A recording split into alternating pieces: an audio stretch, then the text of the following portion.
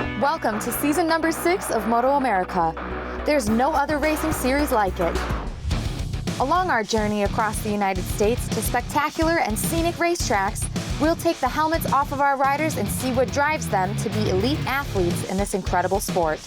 The love of racing starts truly young for almost all of our riders. That love is at the core of what makes MotoAmerica the premier motorcycle road racing series in North America.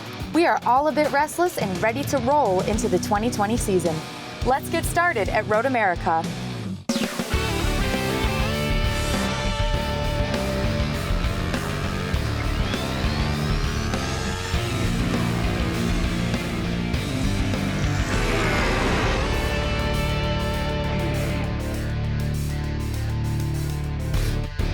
I'm Hannah Lopa, and I'm so happy to be back as your host for the second season of Inside MotoAmerica. We're in Elkhart Lake, Wisconsin with all 5 of our classes for the first of 2 stops here at the longest circuit on our calendar. Nestled on the rolling green plains of Wisconsin, about midway between Green Bay and Milwaukee, this 640-acre permanent road course has hosted races since September of 1955.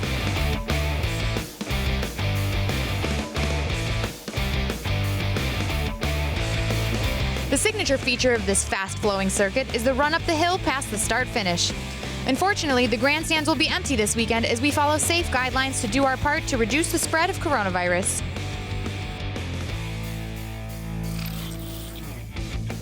"2019 was an electric season to include big passes, big crashes, and points always being close.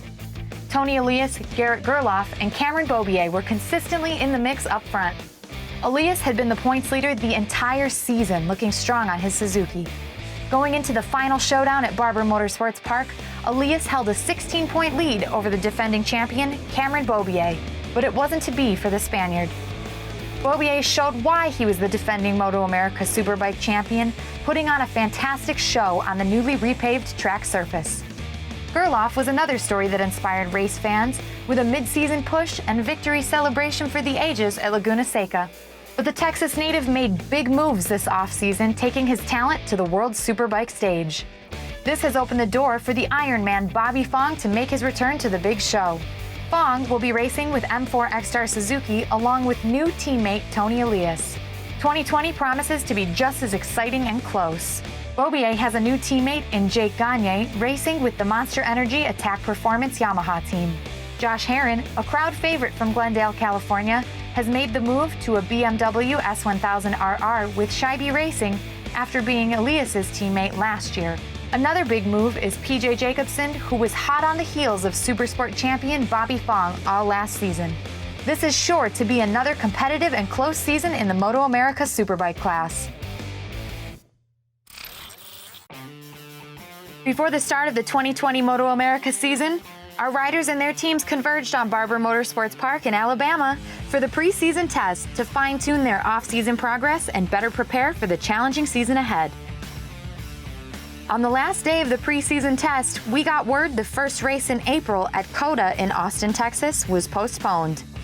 Little did we know, this was the start of a nationwide shutdown that left us all wondering what's next. We caught up with some riders to find out what they did to pass the time in quarantine. During quarantine, I haven't really been doing too much so far. I've been working a lot every day. That my work schedule hasn't changed. A lot of mountain biking. It's pretty much the only training I can do. The gym's been closed, so a lot of mountain biking, really, for the most part. Yep. Our quarantine's actually been pretty good to me. I feel way better coming to this season, and then it's also given me an opportunity to ride my motocross bike a lot and just do a lot of stuff that we're not able to do normally with the busy schedule of racing. Under my arm and lock them together.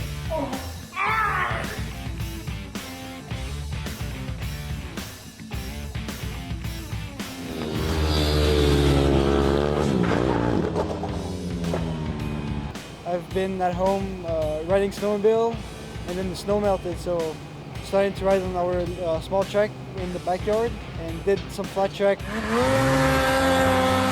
Heading out for a little training ride on the pedal bikes. Got me, Melissa, the Bob Fong.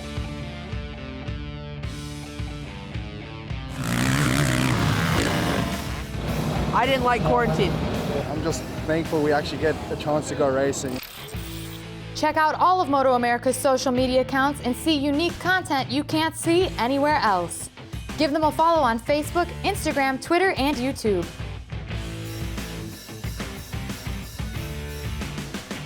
Coming up, we sit down with MotoAmerica's Director of Operations, Nicole Cox, to discuss the challenges of getting back to racing in the midst of a pandemic.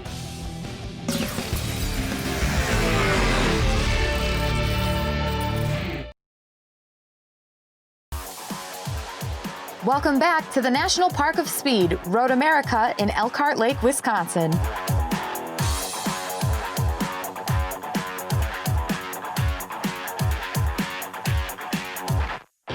When a global pandemic throws a wrench in the MotoAmerica schedule and the return to racing has been long awaited, our riders and their teams are more eager to get back on track than ever before. But to ensure the health and safety of everyone, the season opener will look a little different this year.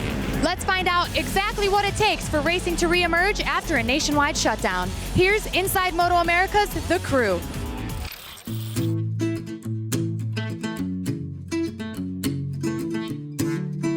There really is no handbook on how to deal with this.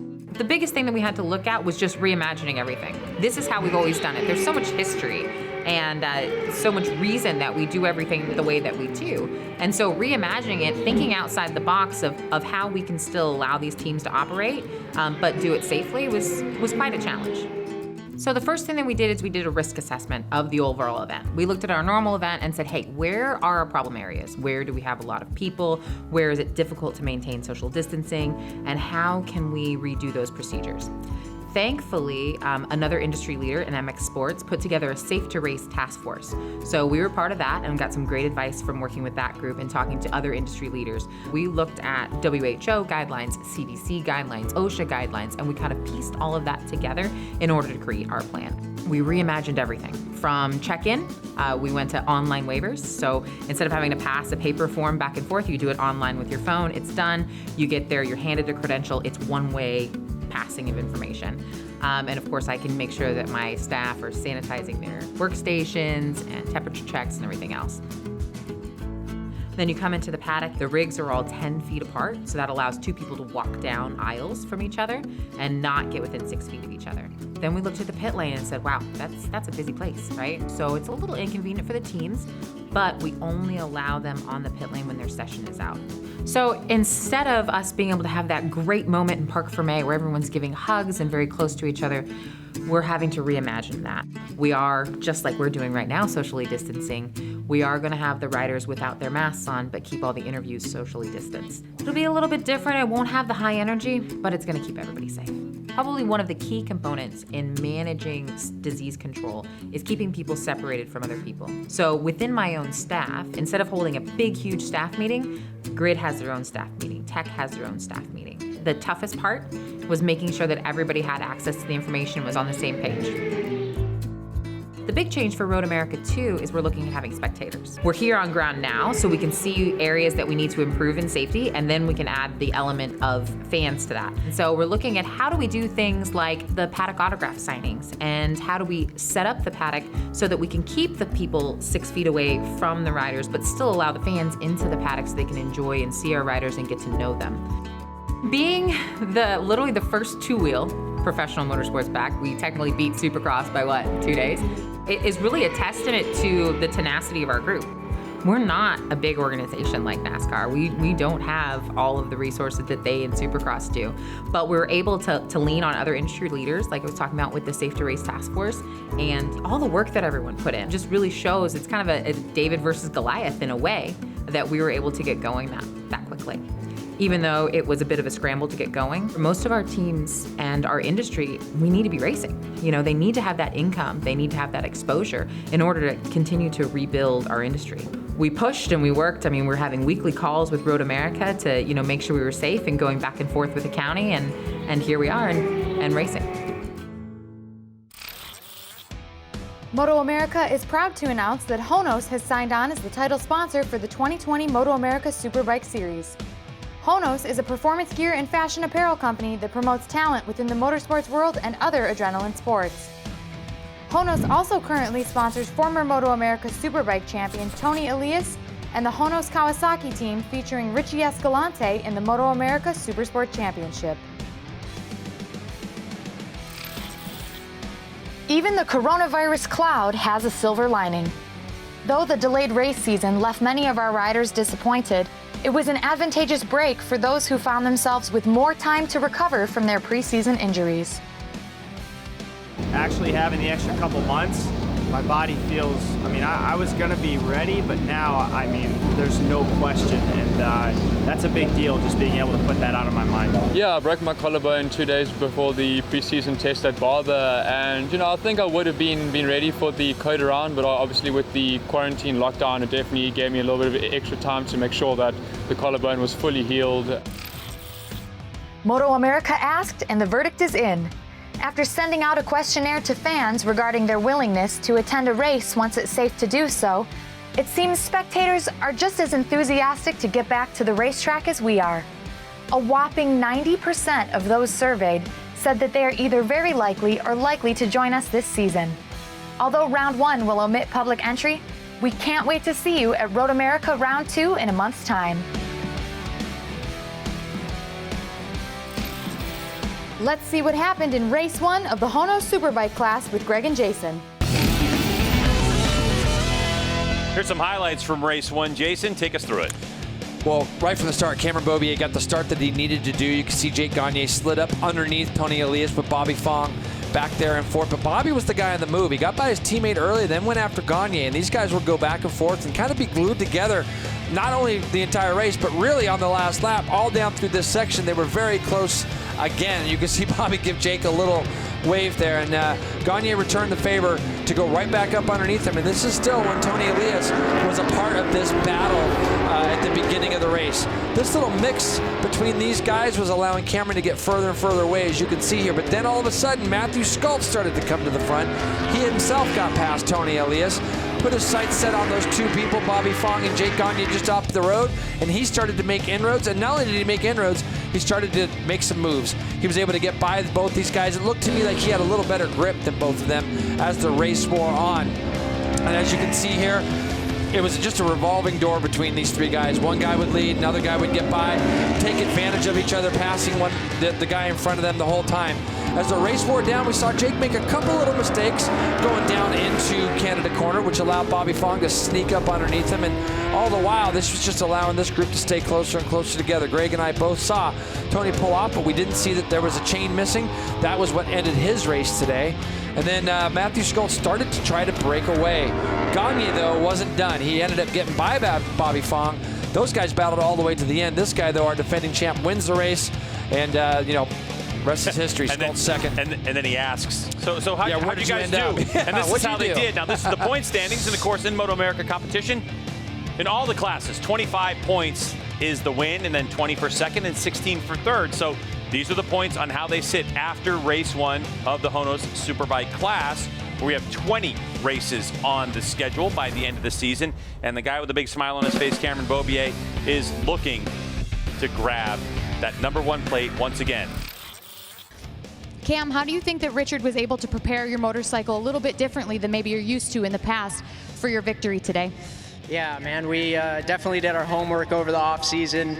Richard has built me an amazing bike. This Monster Attack Yamaha has been on rails all weekend, and I'm just truly enjoying being back at the races with all the MotoAmerica family, my team. It just feels so good to get a win for these guys. I know how hard they work. They've been up since 11 o'clock at night working on this bike. So yeah, happy to be back racing. Big thanks to 6D, Alpine Star, the man above. All my friends and family watching at home, and ready for things to get back to normal. When we come back, the Supersport class begins its quest to crown a new champion for 2020.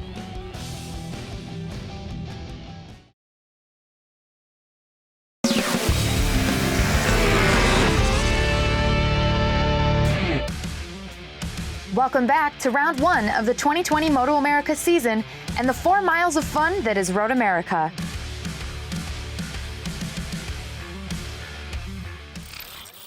The sport of motorcycle racing is full of complexity, risk, and passion. Many of our riders are introduced to motorcycling at a very young age, and Cameron Beaubier is no exception to that. I sat down with the 4-time Superbike champion to talk about where it all began and how it has made an impact on his life. From the dirty hills of Northern California to Europe and all across the United States, the journey continues for Cam. This is why we ride.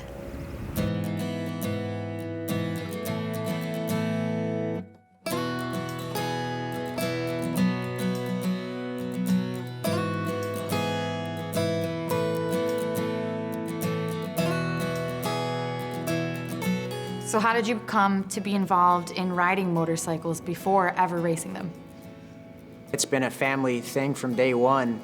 Ever since I could even remember it, there's been motorcycles in the picture, and just looking at my parents' wall at home, there's literally a picture of my grandma doing a wheelie in the desert.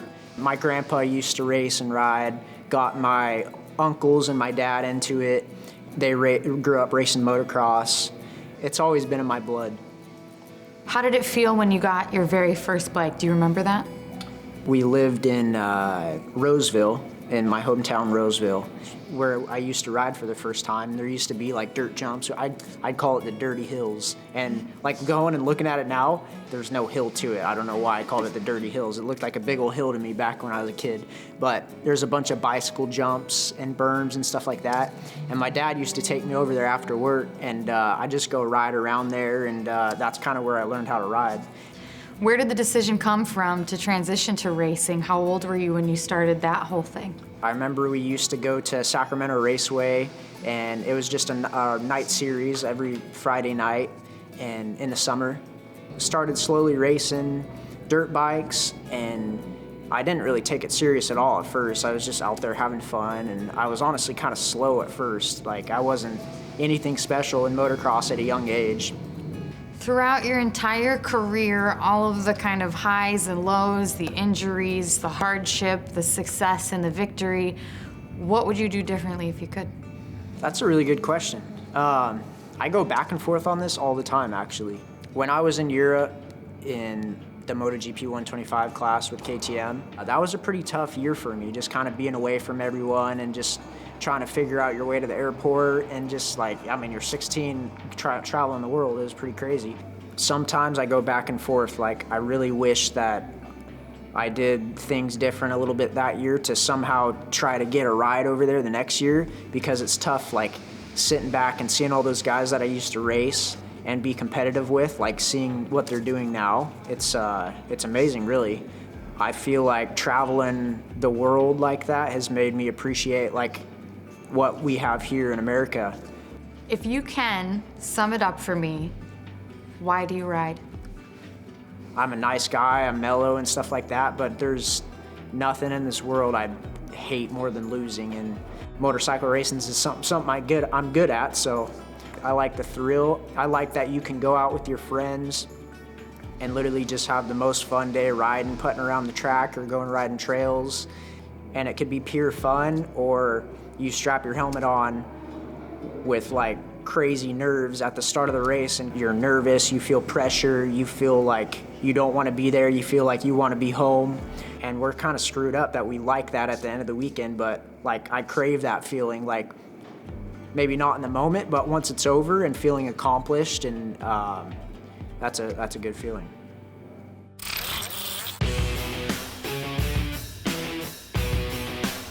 The 2019 Supersport season showed some of the most competitive racing our series has ever seen.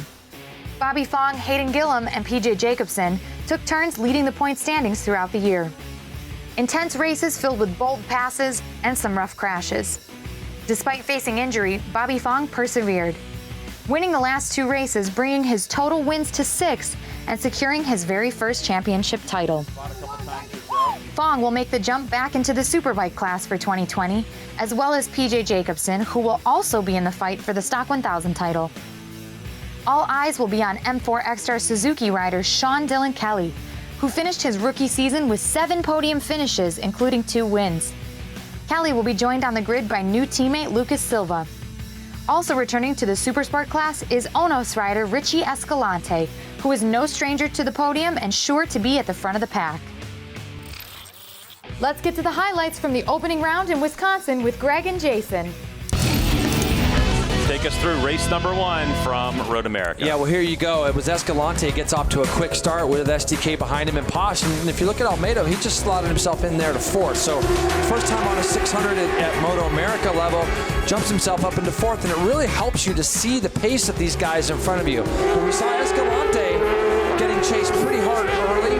Then we started to see him pull away, but he continued to make mistakes down into this corner, Greg, down into Canada corner. You can see the bike snaps around a lot there, misses the apex by a couple of feet, which is going to just affect his drive all the way up the hill. But this was the telling point of the race. He had just started to pull enough of a gap, and it looked like STK was trying to go in there. I wouldn't, obviously there was a mistake made. We don't know what it was yet. We'll have to ask him. But it was a big accident, hoping that he's going to be okay. But then it really paved the way for Kevin Almeida. Just jumps from our Junior Cup, where he ended up top 3 last year. Very close to winning races before. He's won races in Junior Cup, I believe, also. But to jump in there and finish 3rd, his opening Supersport race was good. Really good. So for Richie Escalante, 11 seconds plus the margin of victory for his first MotoAmerica Supersport race. Let's take a look at the race highlights from race 2 here from Road America. Yeah, right off the bat, Escalante got such a great jump, and we thought, okay, they kind of expected that. You see Sean Dillon Kelly, Brandon Paj, Xavier Zayat, and some of the other guys getting in the mix there. But wow, right off the bat, big mistake from Escalante as they went up into turn 6. And what's amazing is you see Nate Minster go by and a couple other guys. Man, he caught up to these guys so quickly within a lap. He was right back on the back of them. But Brandon Paj got a chance to lead a race today, as did Sean Dillon Kelly. And these guys were probably wondering exactly what happened to Escalante, and it wouldn't take them long to find out because he was on a charge and he was coming.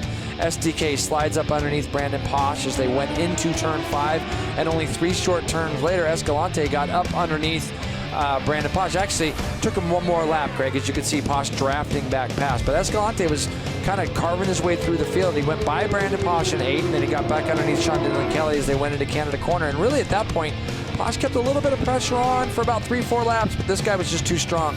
Just ran consistently in the 19s. Even his last lap, Greg, 19.6. So his quickest of the race was a 19.3, and he ran 19.6 there at the very end of the race. Very fast.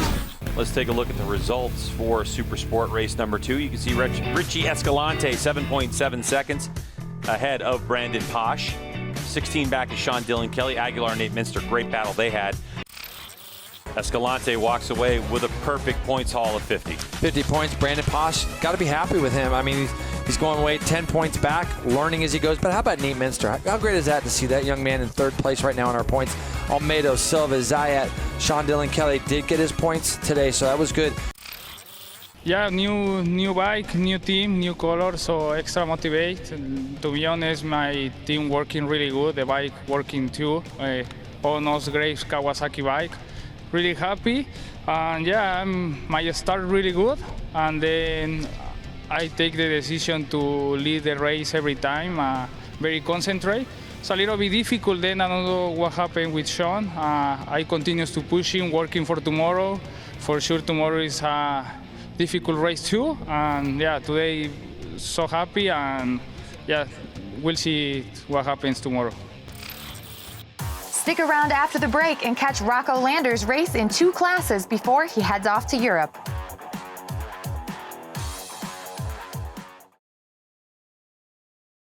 Welcome back to America's Dairyland and Inside MotoAmerica.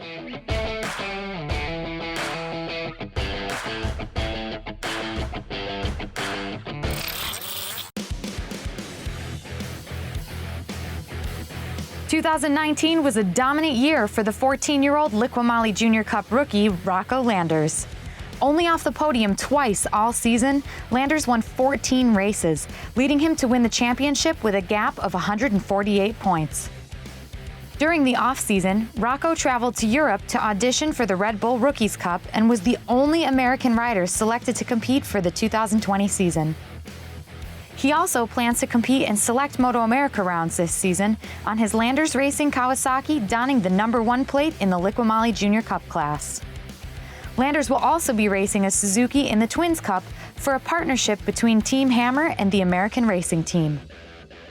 Also returning to compete for the Liqui Junior Cup Championship, Cody Wyman aboard the lone Yamaha, and other 2019 podium finishers, including Dominic Doyle and Samuel Lockoff.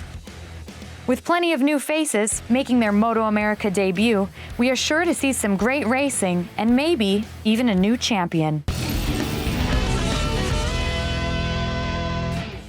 The Liqui Junior Cup Race 1 was everything we expected it to be, but with one major twist. Rocco Landers was pushed. The whole grid got off to fast starts, but it was Dominic Doyle and Landers who separated from the pack. Doyle finished 5th last year at Road America in Race 1 and in season points. But this year, he's looking like a true contender for the title, as he matched and exceeded last year's #1 plate holder. Gus Rodeo and Benjamin Glady both ran strong races as well, coming in just around 100th of a second behind Samuel Lockoff, who took the last podium spot in 3rd. Doyle and Landers battled back and forth, neither backing down in the pursuit of the top spot.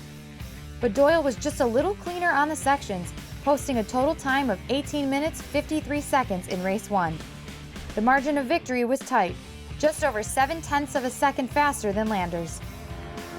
Lockoff, with Celtic HSBK Racing, came in just over 27 seconds later in the middle of a fierce battle for 3rd.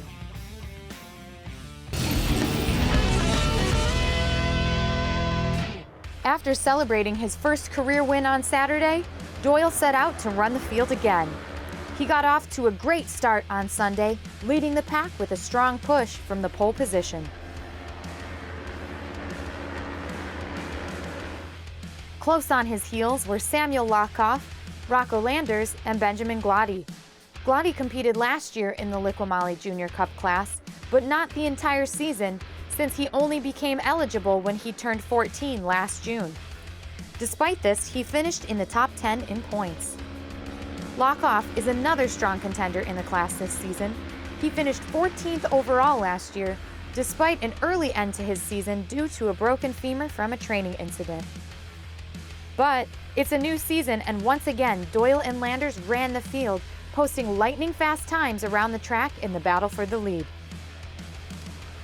The fight for 3rd was incredibly close throughout the whole race, with 7 different riders vying for the spot. Lockoff, Cody Wyman, Liam Grant, Gus Rodeo, David Kolstad, and Isaiah Burleson all finished within a second of each other, fighting for that last podium spot. Cody Wyman is one of the older racers in the class, and his experience showed corner after corner. As the lone Yamaha in the field, he had a lot to prove, as he got on the brakes deep and aggressively to take advantage of the acceleration difference he has coming out of the turns. A great performance for the Westby Racing team this weekend. The battle for first continued with pass after pass, Rocco Landers and Dominic Doyle yo-yoing back and forth for the lead, but Doyle persevered. His fastest speed on the track was 112 miles per hour, which is slower than David Kolstad's 117.8 miles per hour, but that shows that sometimes you need more than just speed, especially at the longest circuit on our calendar. Up over the hill and down the straightaway, it was a drag race to the finish line, and Dominic Doyle came out on top, with the defending champion taking 2nd place once again. And Benjamin Glady came out ahead of the pack for a solid 3rd place finish. Dominic Doyle leading the points after double race wins. Rocco Landers, the reigning champion, currently in 2nd. 14-year-old Benjamin Glady sits in the 3rd spot. Currently tied in points with Glady is Samuel Lockoff. What do you think made such a significant difference for the improvement this weekend? I just think it's all the training at Indy Motorsports Ranch. I spent a ton of time on the off season out there, and it just gave me the confidence to come in here and just go as fast as I can, and just, yeah. What have you learned here this weekend that you'll take with you into the next race weekend? Do you think you could do this again and replicate these results? Just go into the weekend with confidence. Don't be scared. Just get it. Congratulations, Dominic Doyle. Let's head on over to our 2nd place finisher, Rocco Landers. Rocco, a pair of 2nd place finishes for you this weekend. Are you feeling happy with this result? Definitely happy for Dom. I'm very disappointed for myself. I'm stoked for him, but I kind of thought I had it there, but until the last corner and he had that moment, it kind of pushed me a little off. but it's just all me. My team put together a great bike. NinjaForgeRide.com, Norton Motorsports, Dr. Farr, Hot Bodies Racing, HJC Helmets, Mythos Leathers, my mom and dad, everyone else. Congratulations, Rocco Landers. Thank you. The 2020 MotoAmerica schedule is a bit different now than when the year started, as all of the sports world tries to figure out how to navigate the future with or without fans.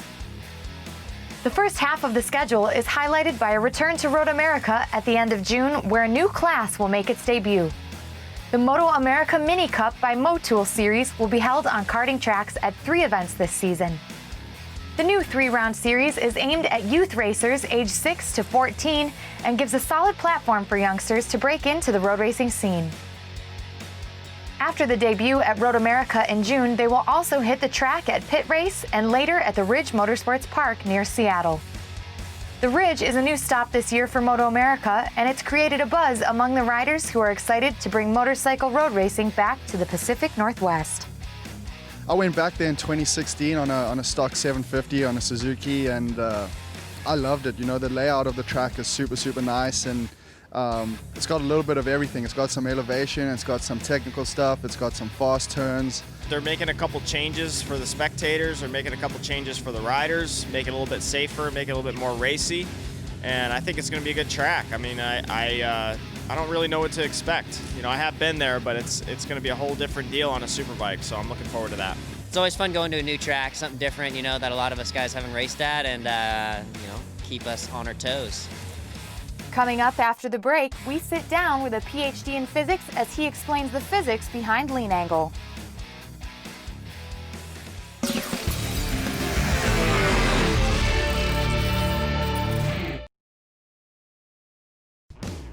Welcome back to Inside MotoAmerica.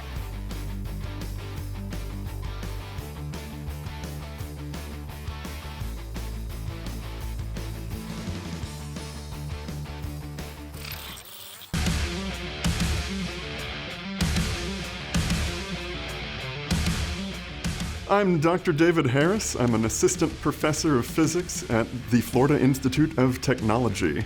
Anything in the world has a tremendous amount of math to it. This almost viscerally has the math going on, important physics that's acting on them as they make those turns.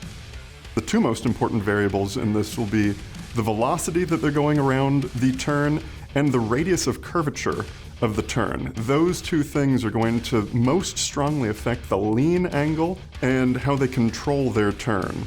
Small things like the gyroscopic effect of the wheel turning is one of many variables. The friction that they have with the road. If their knee touches the ground, that's going to add some friction in a different direction. If I have too much weight on my knee, it means I'm pushing the front too hard. Because most of the time, I like to lift my knee up and kind of levitate it off and off the ground. The weight of the rider is not as big of a deal as the amount of control that they have and how quickly they can move their own body into position. It's a lot easier to just change your lean angle in the middle of the carousel for sure. That's the easy part. The hard part is changing direction no matter where you're at. That's other than braking, that's where we work the hardest on the track. The line that the riders take is going to affect the radius of curvature.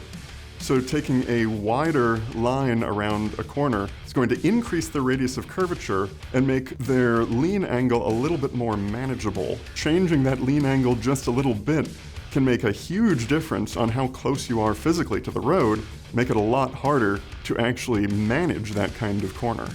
For me, a tight line makes lean angle more challenging because you're going straight to the apex and you don't have as much time to lean over. Let's take a look at what happens when these riders go around the carousel. They usually start around 83.3 miles per hour. They leave the carousel at a speed of 121.8. For this lower speed, that angle should be 41.45 degrees. For the higher speed, that angle should be 62.11 degrees. You can see that the rider has to change their lean angle by more than 20 degrees while going around this carousel. I wonder how much Newton's second law of motion comes into play. These riders are already at a maximum lean angle. They can't be leaning any farther than they are. So if you go to Mars and you try to have motorcycle races on Mars, they're actually going to have to go slower because their lean angle would be more than they could handle on the lower gravity of Mars. So when Elon Musk sets up his colonies, if he wants motorcycle racing, he's going to have to do some creative things with the tracks, and that lean will have to be even more exaggerated on Mars so that the riders can actually get around the corners. Racing on Mars, you can sign me up. I'm there. The second half of the 2020 MotoAmerica schedule has more events in the fall than previous years, with much of the original front portion rescheduled. Another new class to compete at 3 events this year is the Heritage Cup. It celebrates racing history with 1986 and older 2-stroke or 4-stroke bikes that will provide some vintage sights and sounds. It debuts in June at RoadAmerica, and the last race is at Laguna Seca in October. But it's the second location for the Heritage Cup that has the racing world supercharged with excitement. MotoAmerica makes a stop at the famed Brickyard in mid-October. Motorcycle road racing will return to Indianapolis Motor Speedway after a 5-year absence. With all the history surrounding this speedway, not many know that the first motorsport event at the track consisted of 7 motorcycle races sanctioned by the Federation of American Motorcyclists way back on August 14th of 1909. I live 30 minutes from the track. My address is Indianapolis. So I've gone to the track since I was 2 years old. It's just been part of my life since I was 2. Went to the F1 races, went to all the MotoGP races, went to the IndyCar races. It's all been really cool, and I'm just excited to finally have a home race. Indianapolis feels like, to me, it's kind of like Daytona. Kind of got a special place in my heart. So, you know, I've won there on the Harley-Davidson XR1200 series back in the day, as we say. Track that I just love and enjoy, and I can't wait to see what my V4R does around there. After the break, Alex Dumas looks to start his championship three-peat with a run at his 3rd class title in as many years. Elkhart Lake was incorporated in 1894 and was best known in the 1950s for hosting road races on public country roads that went around the lake with the start-finish line in the village. RoadAmerica opened in 1955, and Elkhart Lake quickly became both a racing and resort destination on the national stage.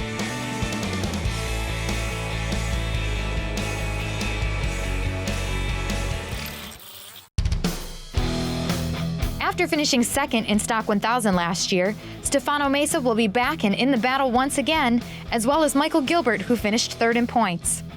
Pulling double duty in both Stock 1000 and the new Superbike Cup include Corey Alexander, PJ Jacobsen, Cameron Peterson, and Ashton Yates.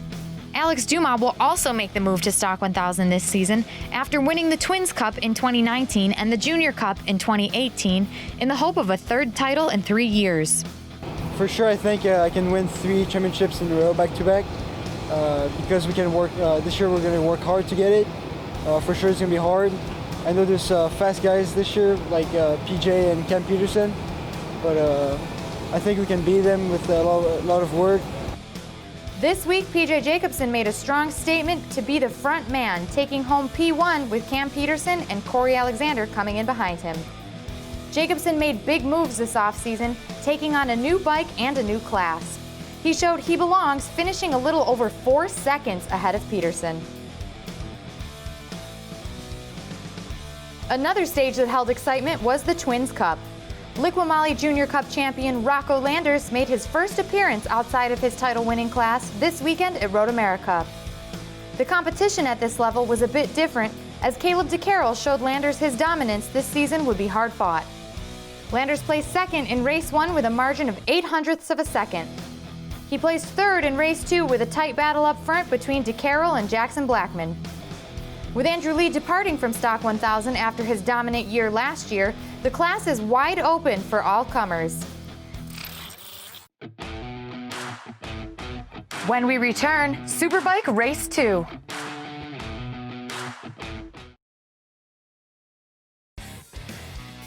Welcome back to round 1 of the 2020 MotoAmerica season at RoadAmerica. Our fans are the lifeblood of MotoAmerica. With new health and safety protocols in place due to the pandemic, they'll have to watch the racing action from the comfort of their homes this round. I caught up with some of our riders to hear their thoughts on the absence of fans and empty stands here at RoadAmerica. No fans, it's weird, you know? We're used to seeing all the faces like going around the corners and stuff like that, seeing people, like, it's a little bit different. It doesn't feel like we're at a full MotoAmerica event right now, and it's different. It's weird because you're usually used to have fans, and I think I'm missing them, and I can't wait to see them for the next round. Normally, so many people, Spanish people, Latin people support me. Speaking Spanish, Richie, let's go. So I'm not so happy. So hopefully for the next races, the fans coming and everything start to the same. Having no fans, yeah, kind of sucks. I mean, obviously they what make the weekend, and it's a bummer. It's kind of weird looking around. Normally you come to RoadAmerica, you look at the campsites and everything, and it is packed. So super weird, but I'm just thankful we actually get a chance to go racing. It sucks. I love the fan walk. I always look forward to that. I love, hanging out with the kids and everything like that, signing posters. It makes me feel a lot cooler than I think I am. Having no fans here is definitely a bummer. There's such a big fan base here at RoadAmerica.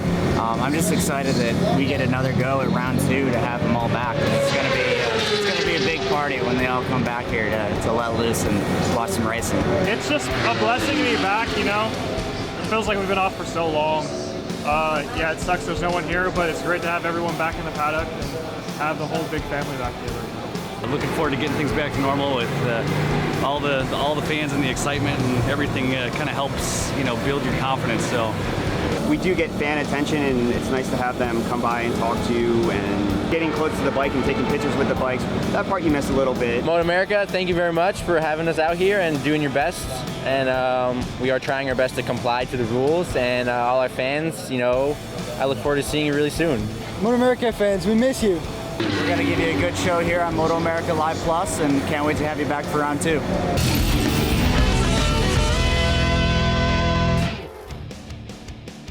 After winning race 1 on Saturday, Cameron Beaubier was looking to keep the momentum going into race 2. Bobby Fong got a great start off the line, but it didn't take long for Beaubier to regain the lead and set sail on the rest of the field. Tony Elias exited the race early on with a low side crash, tucking the front in turn 6 on lap 3. With Beaubier leading by a big margin, Matthew Skoltz, Bobby Fong, and Jake Gagne were left to battle it out for the remaining spots on the podium. In lap 7, Bobby Fong got into turn 5 too deep. His front wheel met the back wheel of the number 11 Westby Racing machine, and Matthew Skoltz was sent over the high side, leaving Jake Gagne to run a lonely race to finish second. Kyle Wyman and Josh Herron fought to the finish for third. They swapped positions until the last lap, where Wyman tried to draft Herron to the line, but Herron snagged the third spot on the podium by 11 thousandths of a second. The Monster Energy Attack Performance Yamaha team collected a total of 86 points this weekend, with Beaubier's double wins and teammate Jake Gagne's third and second place finishes. Beaubier also now holds the outright Superbike lap record at RoadAmerica with a lap time of 2:11.033. Beaubier leads the point standings after a perfect weekend with 2 wins. Teammate Jake Gagne currently sitting in second, Westby Racing's Josh Herron in the third spot, Kyle Wyman on the Ducati in fourth with 24 points, Matthew Skoltz sits in fifth despite his crash in race 2. Cam, what were you able to learn during yesterday's race that you applied to your strategy for today? Honestly, we didn't change too much. My bike, my R1 was just on rails. I felt so good yesterday in practice, and this morning we had a little mishap. It was literally just kill switch. And so I didn't get as many laps as I wanted this morning. But man, I have all the trust in the world in my guys. I just really want to thank Monster Energy, Attack Performance, Yamalube, Yamaha Financial Services. As I'm just having so much fun riding my bike right now. Like I said yesterday, it's so nice just to be back at the races with my team, and ready for some more. In 4 short weeks, MotoAmerica will welcome race fans back into the paddock as we return to Elkhart Lake, Wisconsin and Road America once again for round 2. Check your local listings for airtimes on the NBC Sports Network. I'm Hannah Lopa, and for the rest of our Inside MotoAmerica team, thanks for joining us.